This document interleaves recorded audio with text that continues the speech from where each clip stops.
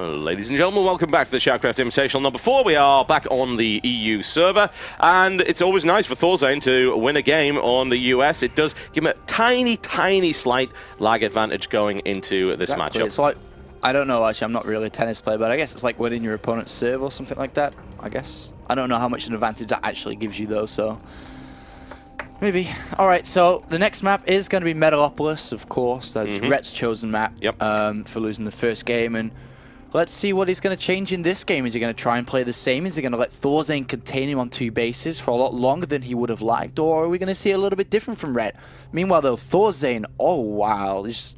That was incredible play by him. And again, the only blunder was moving into the center of the map without knowing what was there. Yeah. That was the only thing. And you notice how active his scanning was after that. Yeah. He was scanning all the time, not only for creep tumors, but also looking for clumps of units, looking for, of course, hidden banelings, things like that. And he only made that mistake once. That's the crazy thing about ThorZaIN. He makes an error, he cleans it up immediately, it doesn't happen again. It was like watching ThorZaIN play today compared to yesterday against Stefano. It just looks like a completely different game. Definitely. Like, he's playing so much better than before. And all of a sudden, from, you know, statistically his weakest matchup is now looking like his strongest. And I'd hate to see what he'd be like in TVT or TVP today, because by God, he's on fire. All right, are you ready? Oh, yes. Let's go. Let us do just that.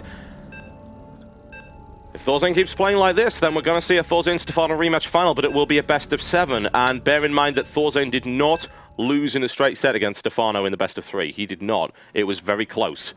ThorZaIN would have a shot in the finals against Stefano, certainly. But never count Rhett out. Rhett is ridiculously good. And even after that little trip up in the first game, I wouldn't be surprised to see him power his way out in game 2. All right.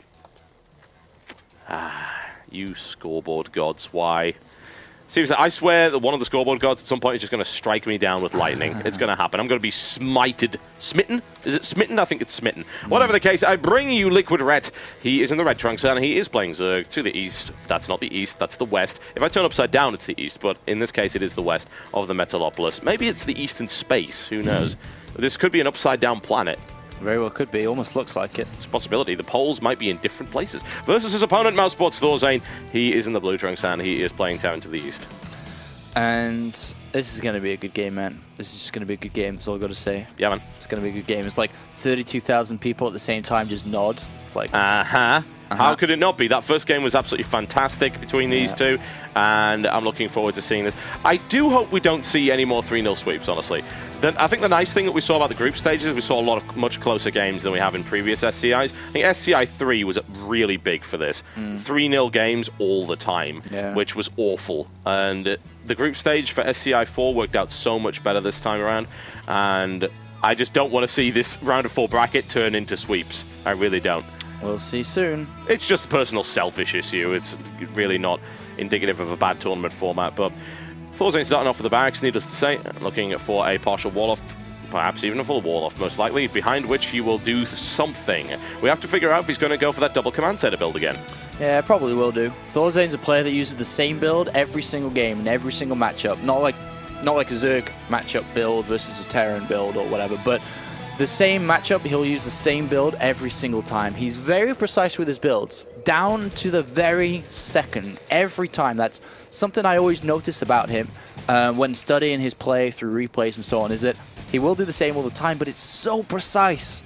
He'll never have one SCV too many or too little, or one Marine too heavy or too little as well. So we'll see probably the same thing here. I mean, I remember like his style. I remember watching DeMuslim and talking about DeMuslim doing a similar thing with Hellions and kind of containing your opponent while taking a fast third, but DeMuslim always used to take it directly straight onto the third base rather than ThorZaIN's into the main. So yeah, the first command center is on its way, and I like ThorZaIN's into the main because it means that he's got the CC there and it's building up energy early, and that energy can be used in some way. And then when he feels it's safe to put the third down, he'll do it. The problem with, say, DeMuslims, I'm not picking on DeMuslim in particular, it's just that build, is that if you build the third there's a risk that it gets denied. Yep, it is indeed. And we do have speed nice and early for Rhett. I do like the decision to get speed early, even though he's playing against this kind of, double command center play, is that you want to be able to have that map control early. Even if he doesn't go for fast command center, you want to have the ability to get that speed and maybe start to deny Hellions. Interesting. And we do see, yeah, a faster second barracks here. They could be used for pretty much a standard build. Like it depends. You probably put Reactor on the first one and probably a Tech Lab onto the back one. And then we'll see where he goes from here. But usually if ThorZaIN does something a little bit gimmicky or not gimmicky but different from usual, it's still very well thought out. Oh yeah, you have a reason for this. I'm trying to figure out what that reason actually is at the moment. It does of course give him additional firepower from this point, but he didn't go for that quick command center. Yeah, I mean, it's nothing different. Usually if you threw down another barracks as well and then a starport, it'd be like normal. But what we may be seeing is just 2 barracks into expansion and then into a starport pretty fast here eventually. And then start to put pressure on early on and then look for a fast third anyway. So he's not going to put too much early pressure on. He's just going to start to build up stim and so on and so on. Rhett goes for a fairly quick layer here as well. Yep. That's pretty standard of Rhett. He loves his fast layer. And he actually, usually what you can do if you go layer is take all the gases, but then you like don't have any drones and you have to rely on the fact that he's not going to come at all. So Rhett takes his gases really, really late. He likes to go to layer, and as he reaches 200 gas, once he's at layer, he takes a Spire and all gases at the same time. It just means he doesn't have that many mutas straight away. Yeah, he staggers it. You see a lot of players that will like to have their first clump of mutas, it needs to be 9 to 12. Yeah. And with Rhett, it'll be more like 6 to 7 because of what you just explained. He gets them faster, but a lower count, basically. And even at 5, you can start to one-hit SEV, so it's still a decent amount. Meanwhile, the Ling again gets into ThorZaIN's base, and he sees everything. And there is that faster starport and a reactor on the factory. So it's 2 barracks into Medivac play. And then soon we should be probably seeing another expansion from ThorZaIN. Meanwhile, though, Rhett has taken those gases now, and there's that Spire, and then he takes the rest of the gases. So pretty mapped out build from Rhett. But on this map, well, so far the way that ThorZaIN's playing is he's only built 2 Hellions. That's it. And it hasn't prevented creep spread, and it's not going to prevent Rhett from taking third. So I guess there's the answer to the beginning question of this matchup was how's Rhett going to deal with it? Well, ThorZaIN's not going to do it. Yeah, it's not going to be the same build. But Rhett's response is at the moment quite similar. He's got the Spire, but he's built the Baneling Nest slightly later, but he could still grab Baneling speed as soon as this completes. And that will result in a very low Mutalisk count initially, but that's not something Rhett really worries about, as you've explained earlier. So I am intrigued, certainly, as to see how this ends up going. Will Rhett actually adapt at this point? Obviously playing the same style as he was against the previous build, and it's a very, very small number of Marines in that Medivac right there. Yeah, I mean, he could keep 1 on the lower ground, 1 on the higher ground, and do a bit of damage. So Rhett has to morph in a few Banelings just to make sure everything's okay. And here comes this little drop. 1 Hellion has to stay on the low ground, but this is actually a really nice timing for layer. So it's a good timing here from ThorZaIN to hit, but these Banelings are going to make a big difference if not picked off. Yes, they're going to have to be focused on. Admittedly, they don't have speed just yet, but they are on creep, so that gives them a little bit of an edge. ThorZaIN's going to focus fire on that, or do a quick pick up and go, and he gets away with half of the force there, but no real damage has been done as of yet by ThorZaIN. Yeah, and meanwhile, there is that third base going down for ThorZaIN at the same time, while picking off a lot of creep tumors. He's going to get an overload as well, but there's the high pick up on the higher ground, and 7 Mutalisks are about to pop. And they're going to clean up everything here, like the both Medivacs, the Hellions, and the Marines in a few seconds. Yeah, a single Baneling for a single Marine, not really too big a deal. ThorZaIN immediately moves out of there, but as you said, this is going to crush that without a problem. ThorZaIN realizes that, tries to pick off a Muta, and is able to do so before that drop is picked up there. So how effective was that, really? Not really. No, didn't think so. It didn't really do enough. I mean, it tickled Rhett a little bit, but in return for tickling Rhett, with a Mutalisk going down as well, he lost 2 Medivacs. What was that? 8 Marines, or more than that, sorry. More than that, yeah. 14 Marines and 2 Hellions, yeah. So that's not a really good trade. He did manage to get his third base up, but Rhett already has Lings there. If he just poked up right now, he'd be able to do a lot of damage before the Planetary Fortress even got kicked in, but Rhett's not really expecting a fast third like that, I don't think. Well, he's about to find it. No, he's going to find it now. If he goes now, he can really do a bit of damage to that Planetary Fortress. Yeah, especially considering the Mutas are coming in from the side here. I think Rhett might be focused on these Mutas at the moment and not actually going in for the attack. And the Planetary Fortress is now more than halfway done, so he should be all right. He might lose the missile turret, but that's probably going to be about it. Yeah, and Rhett's going to send his Mutas down there to do a lot of damage as well, since the turret is going to go down. So nice play from Rhett. Needs to back out, though, not to lose Lings to the Planetary Fortress, especially as Marines are coming in. Yeah, he needs to back out a little bit earlier, but with Stim, and these Marines are almost with Combat Shield and +1, they're going to be able to chase down these Mutas kind of easy. He does have, how many more Medivacs out? Just 1, actually, at the moment. Ooh, I like that by Rhett going for those. Did he actually take one out? Looks like he killed at least one mule there, so that was really nice. That's 270 minerals that ThorZaIN will not get. And that's wonderful. Every little bit counts at this stage. More mutas on the way, and triple upgrades coming in from Rhett, looking at +1, and then the flyer attack, which is, of course, almost complete, as you would expect. And now, 3 base versus 3 base. The 4th has now been taken up to the top, and where does ThorZaIN go from here? Well, ThorZaIN goes from here is just defend. That's all you need to do at this point in time. Just defend against what Rhett has, because Rhett's going to be looking to harass while getting his 4th base up and infestation pit shortly anyway. So right now, the ThorZaIN just has to think about defending these bases and then look for a 4th base once he's actually finished defending. And that's the stage of the game we're at right now. Meanwhile, Rhett is droning up 10 more times. She's going to be at 80 drones, which is 3 base saturation, and a few more to get the gases on that 4th base. And once that hatchery nears completion, he will be throwing down the infestation pit and start to look for the next stage of development, really, in his own play. He's at 1-1 upgrades, and will go to 2-2 with Lings as well shortly, +2 attack on his mutas as well. So he may delay the infestation pit just for a little bit longer, just so we can go to 2-2 upgrades a little bit faster here from the evolution chambers. Yeah, this is looking really good for Rhett, honestly. ThorZaIN has allowed him to get into a comfort zone, and that's dangerous, incredibly dangerous. Mutas now on the way for Rhett over the map, currently on a count of 18 and looking for +2 as well. We know how dangerous Rhett can be with mutas, and a nice easy cleanup of that small contingent of Marines hanging around in there. ThorZaIN with a supply deficit, with Rhett currently over 20 ahead at the moment, and now looking to move into that 4th base, grabbing double gas, as you said he would, and a couple of extra full mining as well. This is comfortable for Rhett at the moment, it really is, and he could start to slowly pick apart ThorZaIN. Yeah, that's what he needs to do right now. Just keep picking apart ThorZaIN in some small areas.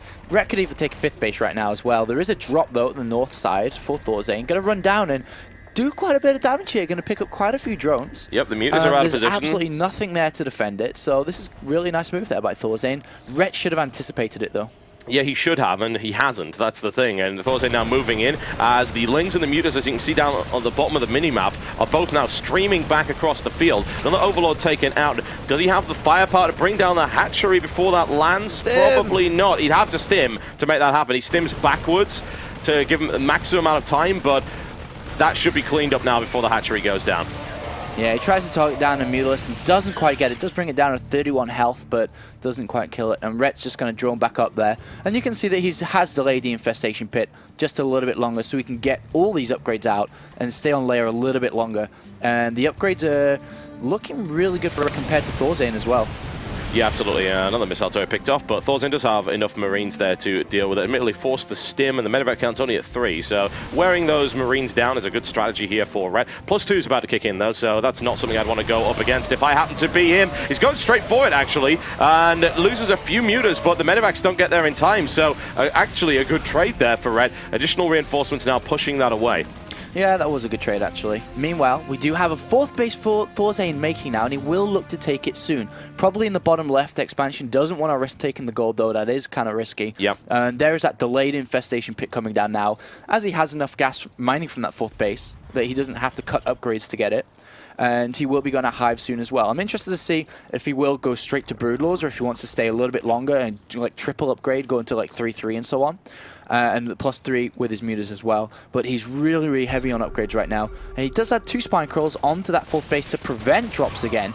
And I'm surprised he hasn't taken a 5th base yet. And I'm kind of thinking which base he should take, the right base or the middle one. It's a kind of a toss-up because obviously the top right is going to be a little bit more dangerous to drops, but in the middle you could set up some nasty, nasty tank placements on the Xel'Naga towers. So yep, Rhett's currently maxed out, so he'll be looking to try and do some damage at this point, and we've got a drop moving over here and just dropping at the top. +2 mutas though. So easily cleaned up. It's not even going to be funny. Rhett's sitting on 32 mutalisks.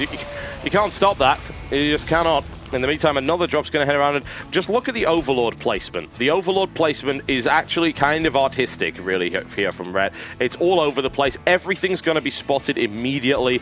He is almost drop-proof at this point. Yeah, absolutely. And he sees it. He's just not doing anything about it yet.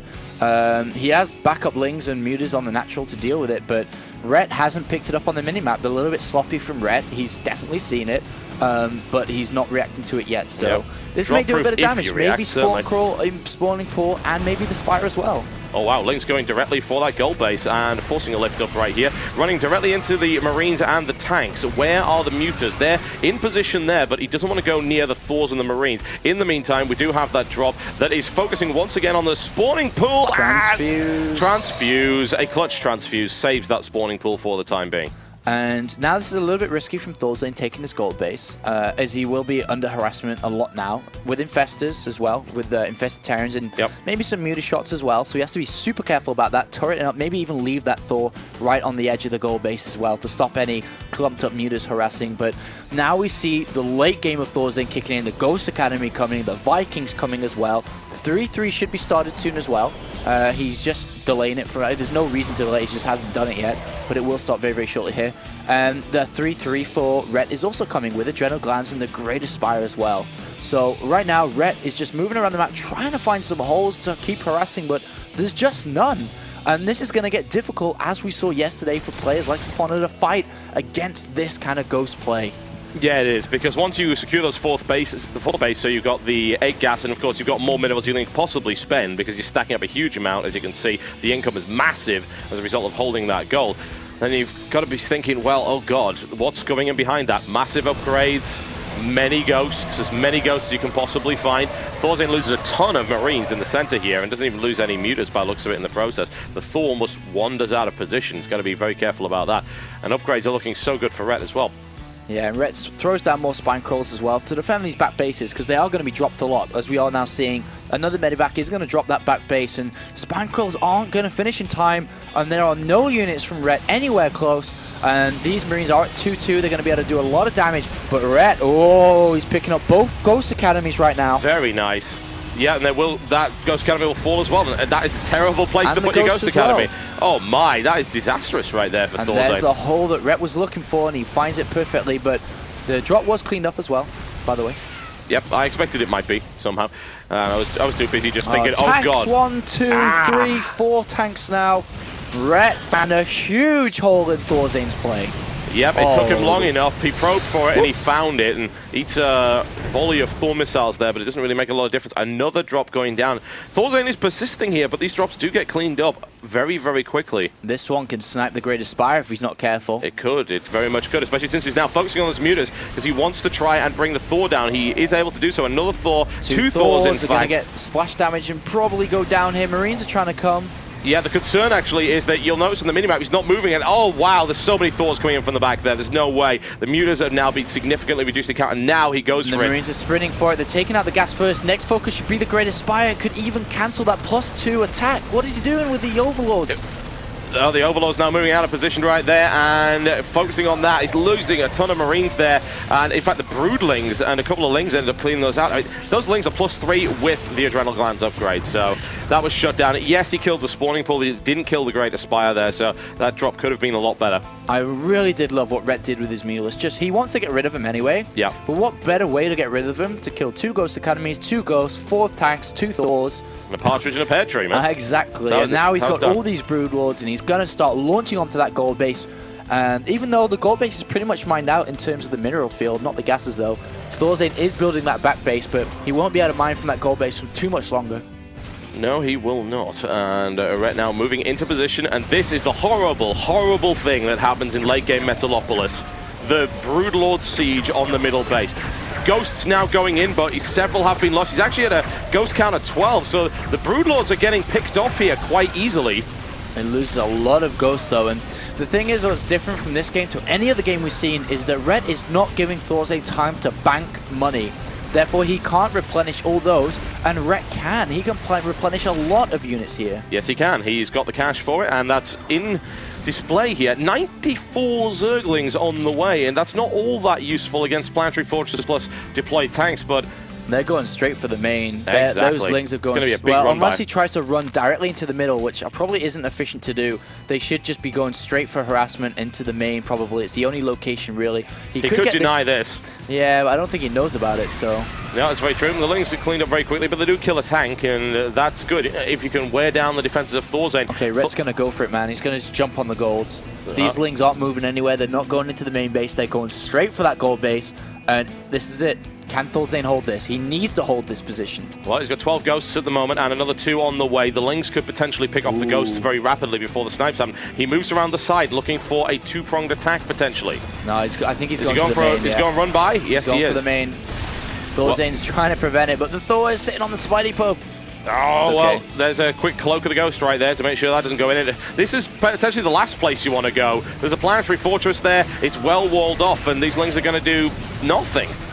Yeah, he just gets rid of money, though, that he doesn't need. He's got 3,000 minerals. You may as well just do something with them in terms of Lings. But once again, he does pull ThorZaIN to the back, and now the Broodlords are coming to the middle, and he launches Siege onto the gold base. 2 tanks go down really, really fast there. Yeah, ThorZaIN needs to get his ghosts up very, very rapidly. He doesn't have them in this area, and while there is no detection, which is fine, as soon as those snipes go off, the cloak will disengage. More sniping going on. There's been a drop up to the top right there. We'll have a look at that in a second, and there we go. The cloak ghosts are now in position. He doesn't want to get fungal like that, though. That would be terrible. He manages to get out with a few of those ghosts. Another scan goes down. Mass snipes, but big fungals coming in, and plenty of ghosts being slaughtered in the process. This gold base is holding for the time being, but for how long? And Rhett is playing so well, wearing down ThorZaIN, not letting ThorZaIN build up money, which is the big difference here from what we've seen at all. And more units are coming, 40 more Lings, 12 more Corruptors. It looks like Rhett has pushed him successfully out of the middle while maintaining the middle for his own. And it doesn't matter how many ghosts you have, there's not enough energy. Yeah, no energy doesn't happen. GG. And Rhett played so well the entire game. Well, Rhett wins ThorZaIN serve on the EU server, and that was equally as good as the first game we saw from ThorZaIN there. It was. Rhett played so well. Incredible second and first game there. Both of these have been absolutely outstanding in terms of showing the skill of these 2 players, and I'm glad to actually see this even up a little bit. Rhett powers into his full-on production mode, and ThorZaIN was just ground down over the course of 27 minutes. So good play. So good play. Definitely. Rhett never giving any breathing space whatsoever. And just looking at the map pool, I suppose we'll see something like Daybreak come out. I don't think Rhett vetoed that. It's a very defensive map. No, he didn't. So. He's going Terminus by the looks of it. So let's go over onto the NA server and set up the 3rd game of this Best of 5 series. And what a series that is. Oh, yes. Don't go anywhere.